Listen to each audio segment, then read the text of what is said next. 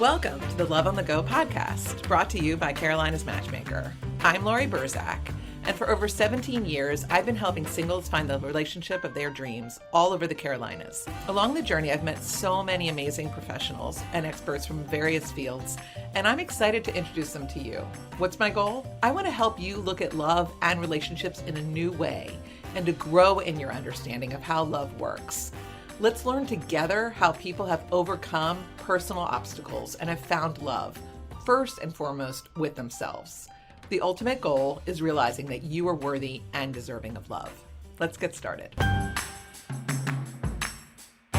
All right, here we are answering questions from my Singles in the Carolinas Facebook group. If you haven't already joined, feel free to.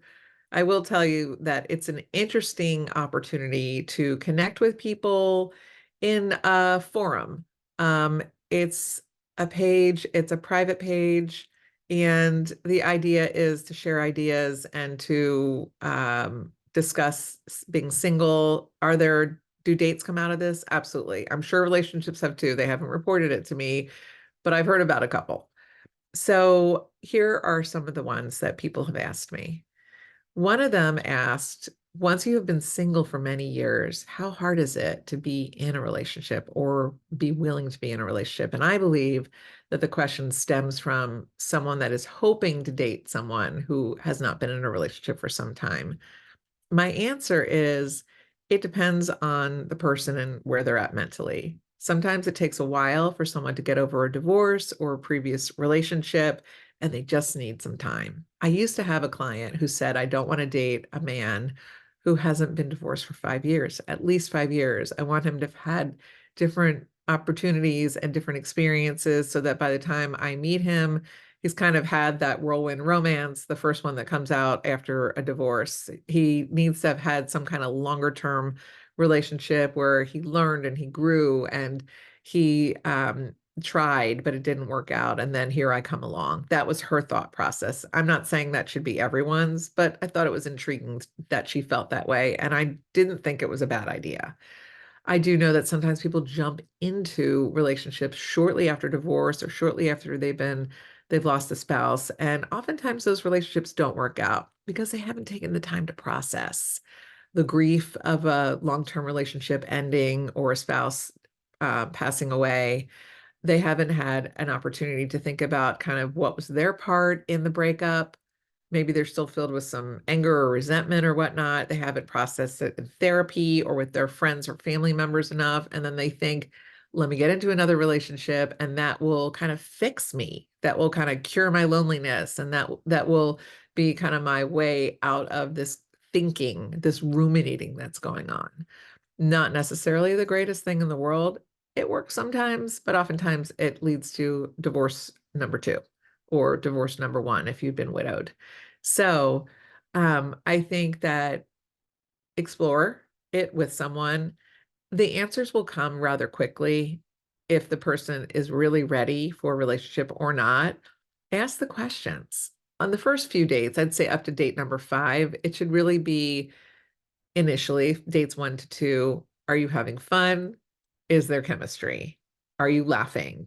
Do you have some things enough to talk about to sustain the conversation? By dates 3, 4, and 5, you're really going to be talking about some of the deeper things because you've already covered everything superficial pretty much. So you start getting into deeper issues, maybe talking about previous relationships or how you want to live your life, what you're looking forward to achieving in your life, children, perhaps, and issues that you've had around them or other family members. So you end up really learning about that person and kind of what makes them tick or not tick. They'll start bringing up things that aren't as positive that, they may not have shared with you in the first couple of dates. And then by date number 5, you kind of do decide, is this something that we want to focus on exclusively, where we get to really find out about each other and without the chaos and the noise of dating other people. Usually by date 5, that's been my experience. After date number 5, that happens. If we're talking about heterosexual relationships, I have observed that it's usually the man that brings it up.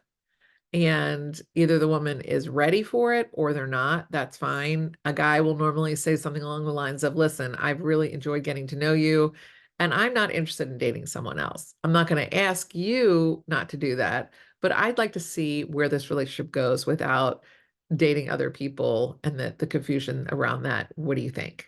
And they get their answer. So whether someone's been single for quite some time doesn't necessarily mean any kind of indication if they're ready to be in a relationship now or not. You just need to explore it. So the only way to figure that out is by dating them and seeing what their communication looks like, and to see if you can get to date number 5 in order to have that real conversation. Another great question that came up is, what do you recommend we do to prepare ourselves for dating? What are some questions we can ask to get some clarity about the type of person we're looking for or the type of relationship we're looking for? Great question. I think that you need to feel really grounded and really be thoughtful around what it is that you're looking for. Someone, journal, meditate, light a candle, walk in the grass without your shoes on, walk around your neighborhood, think it through, clear your mind. What do you have to offer in a relationship is the first thing that I want you to do. And if you're wanting to say to me something like, I got nothing right now, I'm exhausted, I'm overworked, I'm still feeling some kind of way about my last relationship, I'm still kind of angry, I'm still grieving, I'm still sad, now is not the right time to date. Because what's going to happen is you are literally going to attract in someone that's at that same vibration, somebody who's sort of the same level as you, thinking about the world. You want to get as positive as you can about yourself, about the things that you're doing. So what I recommend is get involved with things in your community. Join a pickleball group or league, or a softball league, or a kickball league. Start going on hikes with a meetup group. Join a nonprofit in town. Go to singles events. Maybe there's a speed dating in your town. Whatever it is that's going on, try to get involved. Make some new friends. Fill up your life in lots of different ways. It's perfect because number 1, you'll have something to talk about when you go on dates. And number 2, you'll meet people organically. Obviously, you can also hire a matchmaker, and I can help you with online dating management, or I can help you with matchmaking. So it just kind of depends on where you're at with the entire journey. But if you are not feeling good, perhaps seek out therapy. If you're feeling depressed or anxious, just do some of the deeper work. Journaling is a really good way to do it too. And then just kind of wait until you're feeling good and then start dating. Here's another great question. It's talking about how sometimes people date for a long time, but they don't realize that the relationship isn't working after a significant period of time. And how can they recognize sooner what isn't working, and to cut the relationship?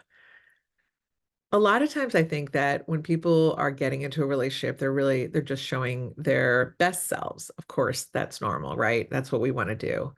But they're also not handling conflict, which is one of the main reasons I think people divorce, is that they don't want to handle it. They're sort of secured and locked into a relationship. So when things pop up in their mind that are troublesome about the relationship, or that they're not happy with, or things that they want to change, they don't bring it up. They just figure, I'll deal with this another day. Let me just get through my day. Let me just watch my Netflix, read my book, listen to my music, go to sleep, get to work the next day. Eventually, this will just go away, or I'll accept it. And they're sweeping things under the rug. In a good, solid relationship and marriage, you got to bring this stuff up. You got to bring up the conflict. And when you do, and I know that it takes energy, and a lot of times we don't have that energy. So get a good night's sleep, write out all the points that you want, and then bring them up to your partner or your boyfriend or girlfriend. And here's how I suggest doing it. Say to them, listen, there's some stuff I want to talk to you about. If you don't mind, I'd like to speak first, and just kind of get it all out, and then let's discuss. Is that okay with you? Yeah, great. Okay. Now, if it's something that you want to bring up that you think is going to get a little heated and something that maybe you've argued about before, then I would say this. I have some things to talk about. I I want to do it respectfully between both of us, and I just want to kind of create some ground rules before we do that. One of the ground rules I would like is no yelling at each other, no cursing, no walking out of the room. Are you in agreement? No, yes, whatever it is, handle the objection. I think that they'll say yes. And okay, great. And then go back to what I said earlier. If you don't mind, I'd like to speak first without any interruptions, and then we can dialogue about it. Okay, great. And make sure that when they're responding to you, that you don't interrupt them, which is really hard to do because you have all your points and you know what you're going to say, but you need to show the same respect back. Now, if the conversation gets a little heated, point it out. Listen, remember what we talked about, that we weren't going to yell. Okay, remember we said we weren't going to curse. Oh, I see you getting up. We agreed that we weren't going to walk out on this conversation. It's really important that we get through it.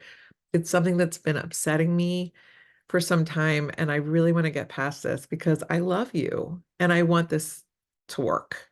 It's not like you're saying that you're going to walk out if, you don't want to ever make the person feel like they are going to be abandoned if the result of the conversation doesn't go well. But you do want them to know that this is serious. It's been on your mind. It's upsetting you, but you don't want to put them on the defensive from the beginning. So it's kind of like when you're talking about it at the very start, you say, I want to talk to you about something that's hurting my heart right now. And I just want to have an open and honest conversation because I love you. And I just wanted to do this. Okay. So that's where you're really coming from. I want to work through this because I love you and I want to get closer to you, but it's something I think that's kind of standing in my way. So that's kind of how you can phrase it.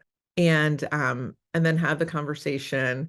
If you find that you're not getting to any kind of resolution, you can say, you know what, and it's been like over an hour or it's been some time and you're like, okay, I'm exhausted. We're not getting anywhere. What I would say is this, okay, I think we've gotten to a point where we can kind of, let's put a pin in this and kind of create like sacred space and put it over here and just enjoy it. Let's enjoy the rest of our evening. Let's watch that show together, play a game, play some cards, like just go for a walk, whatever it is.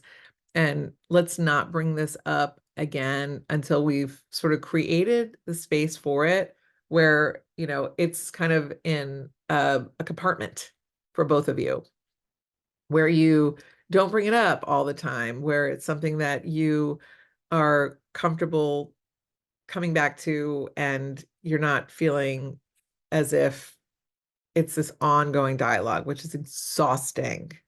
So, to circle back to the original part of the question, why are so many people trying to make the relationship work and not recognizing that it doesn't work sooner? So, if you are handling the conflict sooner, you will know sooner that the relationship isn't working.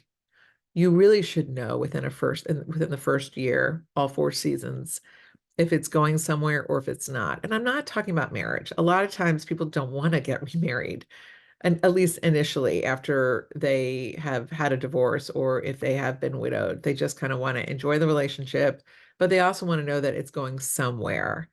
So you should know within a year how that person handles conflict, if you're really getting to the other side when you're having conflict, and whether the relationship is working and where it is going to go.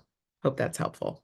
Okay, here is a question and the writer said it's for the age group of 50 to 60. A woman, how do you find a man that is willing to put in a little effort? I'm so tired of having to do all the work in a relationship. At least meet me halfway with some effort. When meeting online, how do you get the men to engage in any type of conversation? I ask questions and get 1 or 2 word responses. They don't seem to be interested in knowing more about me. Why like me if you aren't interested?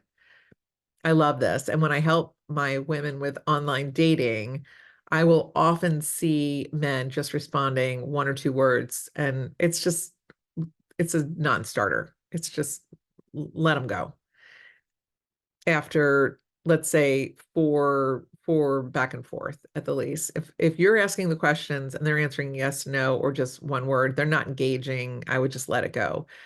But also remember that sometimes people don't know how to interact online. And I'll say give them the benefit of the doubt a little bit, try in different ways, and then if it still continues, like I said, after 4 back and forth, just let it go. Okay. The whole idea of how do you find a man who is willing to put in a little effort, and that you're doing all the work in a relationship, they're just not the right guy. So keep trying to meet different people. It is a little bit like a part-time job to date online, or you really need to make an effort to get out there and meet people organically, like I mentioned earlier. So when I have noticed that when men do go to meetups and to, different ways where they're meeting people in person, they are making an effort. So that should correlate to the effort that they're making possibly in a relationship. So maybe that's kind of what you need to try. Set the online dating aside for a moment and try to meet people in person and see what happens. Sometimes men and women need a green light from you. So if you meet someone that you are enjoying speaking to when you're out and about at a meetup or at some kind of singles function or at a friend's house or whatever it is on a blind date, say to them, I've really enjoyed meeting you and I'd love to see you again. So give the green light so that the person knows you're authentically interested and they'll feel like they can give back the same kind of effort. Try that. Why do men come on strong and then flake out? You know what? We could spend all day and all night trying to analyze men and trying to figure out why are they doing this. But the bottom line is you should just think to yourself, thank you.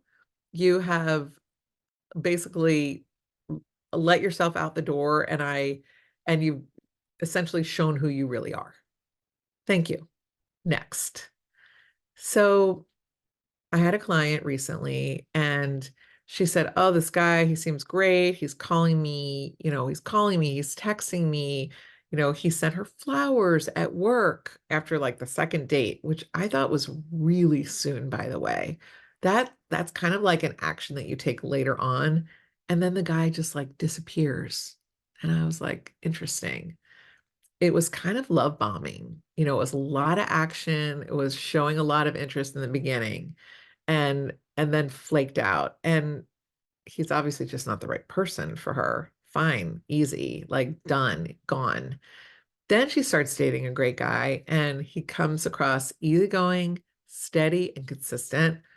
No love bombing, but very thoughtful, planning cool dates, in regular touch, communicating. She said, I've never dated a guy like this before. Great guy. She met him online. Well educated, has a great job, grown children. She's never dated 10 years older. He is. So she was kind of trying out something new and she really liked the fact that he was mature, frankly. And that is working for her. And I said, look, no flowers on the second date. She said, exactly. So if they're coming on too strong, notice it and acknowledge. A lot of times people come on too strong, they do end up kind of burning out and flaking out.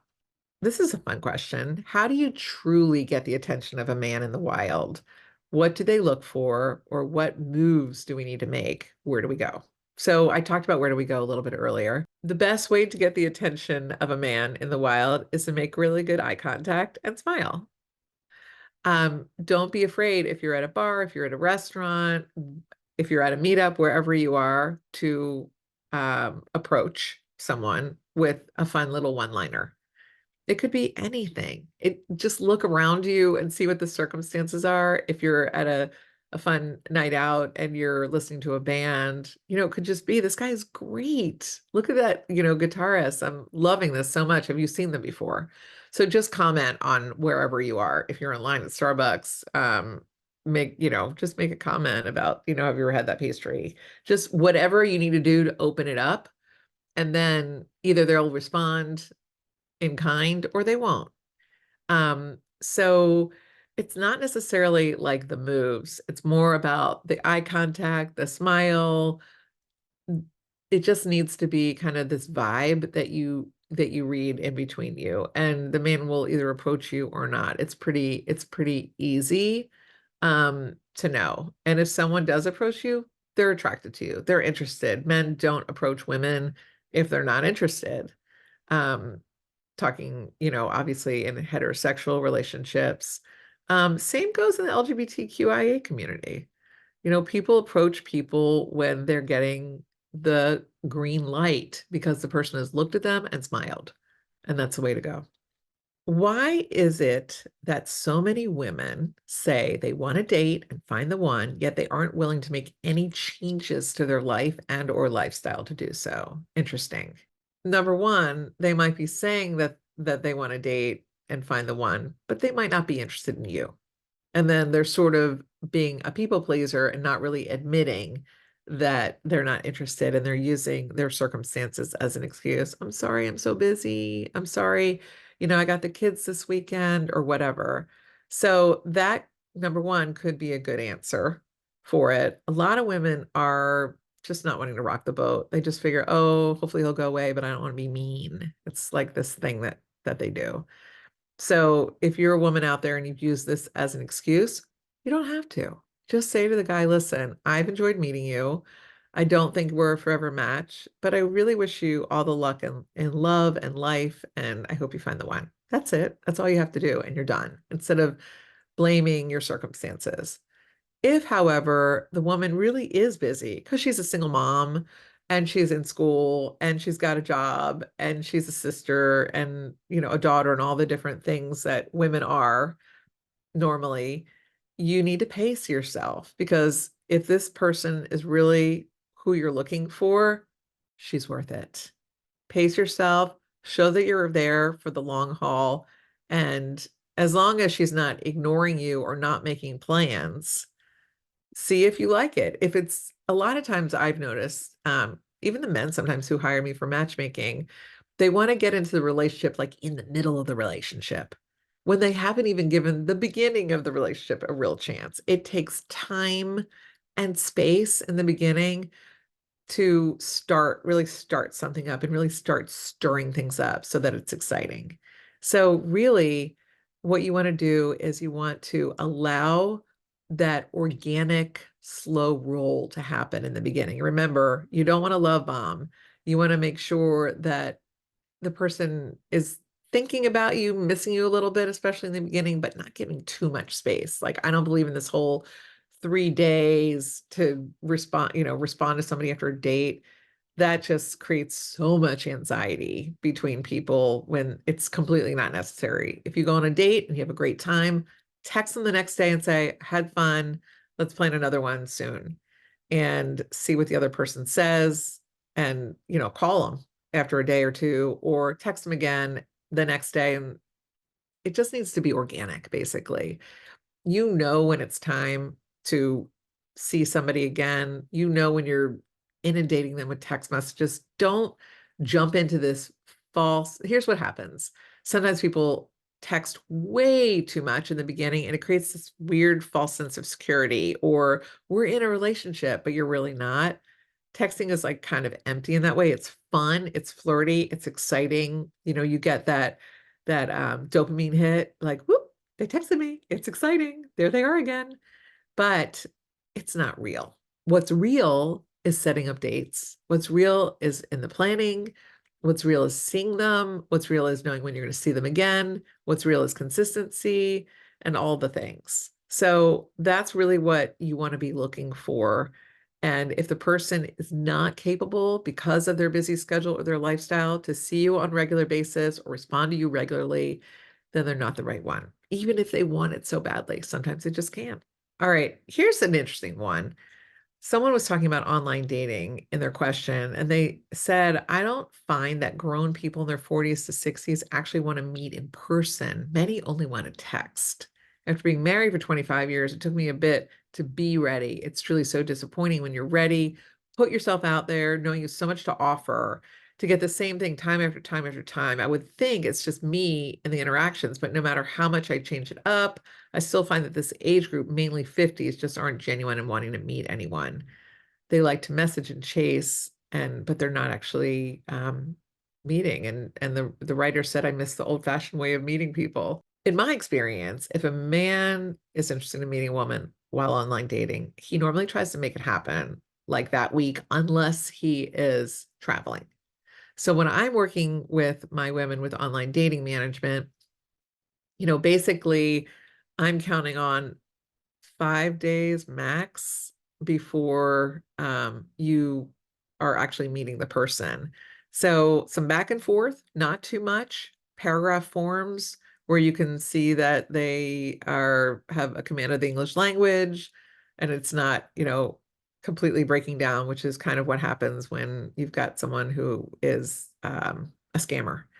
At first, it sounds really good, and then all of a sudden, you're noticing they're missing punctuation. Everything starts to change. They're trying to act as if, they're the same person, but they're not. So that's a scammer. But for the real people, you want to go back and forth enough to maybe over 3 days or so max, and then suggest a meetup. You can just say something as easy as, "Well, I've enjoyed our conversation so far. Where do we go from here?"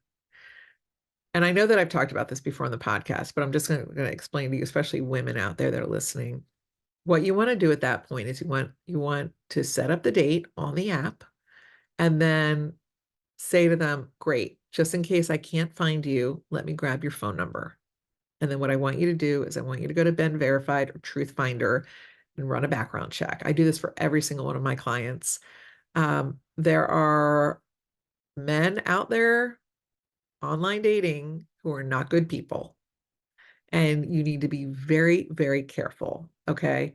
And this could be somebody that you meet at a meetup also, out and about. You don't know who these people are. So you need to be number one, cautious. And that's, the most important thing. With merely a phone number, you can look somebody up and you can figure out anything that might be on a criminal background check. You can find out their last name, and you can just see, are they clean? Are they not? If they have something on the record, how long ago was it? And then determine if this is somebody who you want to meet. If everything checks out, great. I'll see you, Saturday night. Now, if they plan a date with you and then they drop off the app before you've met them, that's often a sign that they're not going to be meeting you in person unless they have your phone number and they text you and say, "Hey, looking forward to tonight," and they confirm the date. But most likely, if they have dropped off the app, it's a no-go. Don't just show up and think they're going to show up, because they're not going to. That happened recently to one of my clients. And I said to her, don't show up to the date. She went because she was like in the area anyway, but I wouldn't have if I were her. But I think she was kind of curious to see if he would show up. So don't bother doing that unless they have confirmed with you that day and they're still on the app.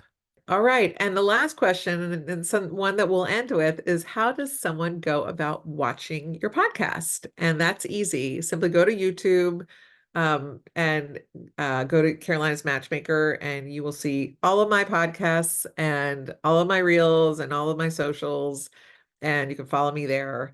I love doing these. And if you have any questions, you can DM me on any of the socials or send me an email, Laurie, Laurie, at carolinasmatchmaker.com. And I will pop your questions into the next podcast. I hope this was helpful. And I would love for you to help review this podcast. I need some more people doing that. So if you wouldn't mind going on Apple and reviewing, give me a 5-star review, please, and make a comment if this is one that is helpful to you. And I appreciate you listening. Thanks for listening to Love on the Go. I hope you join us on our next episode. You can make sure to know when it is by following us wherever you listen to podcasts. Also, if you enjoyed it, it'd be great if you left us a review. I'd appreciate it. In the meantime, to learn more about me and how my team can help you, visit carolinasmatchmaker.com. Until next time.